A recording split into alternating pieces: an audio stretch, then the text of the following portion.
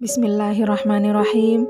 Assalamualaikum warahmatullahi wabarakatuh. Alhamdulillahilladzi arsala rasulahu bil huda wa dinil haq liyudhhirahu 'alad dini kullih walau karihal musyrikun. Allahumma shalli ala sayyidina Muhammadin wa ala alihi wa ashabihi ajma'in, amma ba'du. Sahabat salimah yang dirahmati Allah, marilah kita senantiasa memanjatkan rasa syukur kepada Allah Subhanahu wa Ta'ala, karena pada kesempatan kali ini kita dapat kembali belajar bersama di Kultum Ramadan atau kurma. Mudah-mudahan Allah Subhanahu wa Ta'ala menerima seluruh amal ibadah kita. Amin ya rabbal alamin. Salawat serta salam marilah senantiasa kita haturkan kepada kekasih kita Rasulullah Sallallahu Alaihi Wasallam. Mudah-mudahan kelak kita bisa mendapatkan syafaat dari beliau di yaumil qiyamah nanti. Amin, amin ya rabbal alamin. Sahabat salimah yang dirahmati Allah, tema kurma hari ini adalah menjadi pribadi yang sabar. Ada 4 poin yang akan kita bahas, yaitu yang pertama adalah pengertian sabar, yang kedua urgensi sabar, yang ketiga kedudukan sabar, dan yang keempat adalah macam-macam sabar. Marilah kita menuju pada poin yang pertama ya, yaitu pengertian sabar. Dalam kehidupan sehari-hari, seringkali kita mengunjungi sahabat-sahabat kita yang sedang ditimpa musibah ya. Ada yang sakit, ada yang mungkin salah satu anggota keluarganya meninggal dunia begitu ya. Dan kita dengan mudah mengucapkan menghibur mereka begitu dengan kalimat yang sabar ya, seperti itu ya. Nah, sesungguhnya apa sih pengertian dari sabar itu sendiri sehingga kita mudah sekali untuk menasehati orang lain dengan kalimat itu? Secara bahasa, sabar itu berasal dari bahasa Arab, yaitu sobaro yasbiru, yang artinya menahan ya. Dan secara istilah, sabar adalah menahan diri dari segala macam bentuk ujian, begitu ya. Ujiannya mungkin bisa bentuk ujian kesedihan ataupun ujian kesenangan. Jadi kesenangan yang kita miliki itu juga merupakan sebuah ujian ya, dimana kita harus hati-hati terhadapnya, terhadap kedua macam ujian tersebut, sehingga kita harus mampu menahan diri ketika menghadapi kedua macam ujian ini ya. Selanjutnya, untuk poin yang kedua adalah urgensi sabar. Ternyata sabar itu sangat penting dalam kehidupan kita ya. Apa sih pentingnya sabar dalam kehidupan kita? Yang pertama, hubungan vertikal dan horizontal kita akan bagus. Apa sih yang dimaksud dengan hubungan vertikal? Hubungan vertikal maksudnya adalah hablum minallah, hubungan kita dengan Allah Subhanahu wa Ta'ala. Pada saat Allah memberikan kita ujian, baik itu tadi ya bentuknya mungkin kesedihan atau mungkin kesenangan, dan kita bisa menahan diri dari semua itu, tidak, kalau misalkan kesedihan begitu ya, kita tidak putus asa, dan ketika bentuknya adalah kesenangan, kita tidak terlena, maka Allah Subhanahu wa Ta'ala Al-Alim, yang maha mengetahui, Allah yang maha Al-Basir, maha melihat, itu tentu saja akan mengetahui kita, melihat kita, bagaimana upaya kita dalam menghadapi kedua macam ujian tersebut, sehingga Allah akan membalas kita dengan balasan yang baik. Hubungan kita dengan Allah akan menjadi baik, seperti itu. Lalu ada lagi hubungan horizontal ya. Apa sih yang dimaksud dengan hubungan horizontal itu? Maksudnya adalah hablum minan nas. Hubungan kita dengan sesama manusia itu juga akan menjadi baik ya. Karena kita memiliki kesabaran yang bagus ya. Kita itu ketika ada masalah ya, berselisih paham dengan orang lain, dengan tetangga kita, mungkin dengan sahabat-sahabat kita itu akan dengan mudah mentolerir gitu ya kekurangan-kekurangan mereka.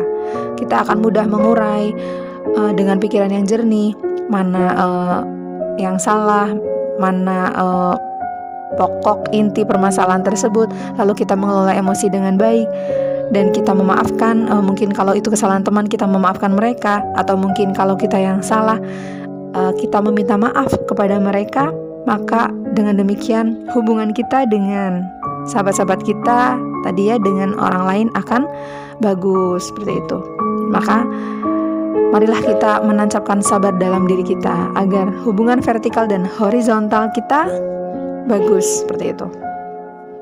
Urgensi sabar yang kedua adalah kesehatan mental dan fisik akan terjaga. Menurut studi yang dilakukan oleh Sarah ya dan Robert pada tahun 2007, sahabat sekalian, bahwa ternyata hasilnya adalah orang yang sabar itu merasakan lebih sedikit depresi dan emosi yang negatif, gitu ya. Mengapa gitu ya? Karena kemampuan mereka untuk mengatasi situasi yang menjengkelkan ya, atau mengatasi stres seperti itu akan lebih baik, seperti itu ya. Mereka tidak mudah tersulut marah ya, sehingga mental mereka itu, orang yang pandai gitu ya menjaga kesabaran itu akan terjaga dengan baik, tidak mudah tersulut gitu ya. Sehingga dari mental yang baik juga akan lahirlah fisik yang sehat gitu ya, karena tidak ada beban dalam tubuhnya, seperti itu. Mereka justru akan lebih mampu untuk bersyukur ya. Untuk urgensi sabar yang ketiga adalah goals mudah diraih. Setiap individu tentunya memiliki goals atau cita-cita yang ingin diraih ya. Nah, tentu juga semua goals itu butuh proses. Semuanya tidak instan ya. Maka dibutuhkan apa? Dibutuhkan sebuah kesabaran bagi kita semua yang ingin meraih goals kita. Ketika kita sudah menetapkan goals dan kita menemui rintangan-rintangan atau halangan-halangan, maka kita harus bersabar melewati step by stepnya, seperti itu. Sehingga apa?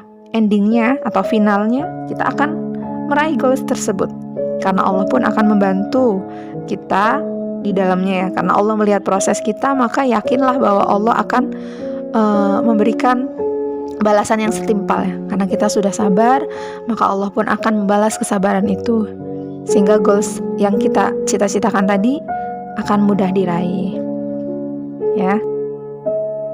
Selanjutnya, poin yang ketiga adalah kedudukan sabar. Kedudukan sabar di sini ada dua ya, sahabat Salimah sekalian. Yang pertama adalah bahwa sabar merupakan hadiah yang terbaik dari Allah Subhanahu wa taala. Rasulullah Shallallahu alaihi wasallam dalam sebuah hadis, beliau pernah mengatakan, barang siapa yang menempa diri untuk sabar, maka Allah akan jadikan dia penyabar. Dan tidaklah seseorang itu diberikan suatu karunia yang lebih baik dan lebih luas daripada kesabaran. Dengan sabar, kita akan mampu menilai sesuatu itu di kacamata yang positif, sehingga yang lahir pun dalam kehidupan kita akan senantiasa positif, seperti itu. Oke, selanjutnya kedudukan sabar yang kedua adalah orang yang sabar itu diibaratkan seperti para rasul. Allah Subhanahu wa taala berfirman dalam surah Al-Ahqaf ayat 35, maka bersabarlah engkau seperti orang yang mempunyai keteguhan hati dari rasul-rasul yang memiliki keteguhan hati. Berdasarkan ayat tersebut, kita dapat belajar bahwa apabila kita bersabar terhadap ujian yang menimpa diri kita, maka derajat kita itu akan diseimbangkan dengan derajat para nabi. Contohnya Nabi Ayub alaihi salam. Beliau ketika mendapatkan ujian penyakit ya, beliau itu menerima dengan ikhlas ya. Sehingga mudah-mudahan kita bisa meniru keikhlasan, kesabaran yang dimiliki oleh Nabi Ayub dan nabi-nabi yang lain. Sahabat Salimah yang dirahmati Allah, untuk poin yang keempat adalah macam-macam sabar. Ternyata sabar itu banyak macamnya ya. Yang pertama, sabar terhadap cobaan dunia. Yang kedua, sabar terhadap mengendalikan hawa nafsu kita ya. Yang ketiga, sabar dalam menjalankan ketaatan kepada Allah Subhanahu wa taala. Yang keempat, sabar dalam kita itu berdakwah ya. Yang kelima, sabar dalam mengikuti peperangan seperti halnya dulu yang dilakukan oleh Rasulullah SAW, dan yang keenam, sabar dalam kita berhubungan dengan sesama manusia. Baik, demikianlah kurma yang dapat saya share hari ini. Mudah-mudahan kita semua dapat mengambil manfaatnya. Terima kasih atas perhatian sahabat Salimah semuanya. Mohon maaf apabila banyak kekurangan. Wallahul muwafiq ila aqwamit thariq. Wassalamualaikum warahmatullahi wabarakatuh.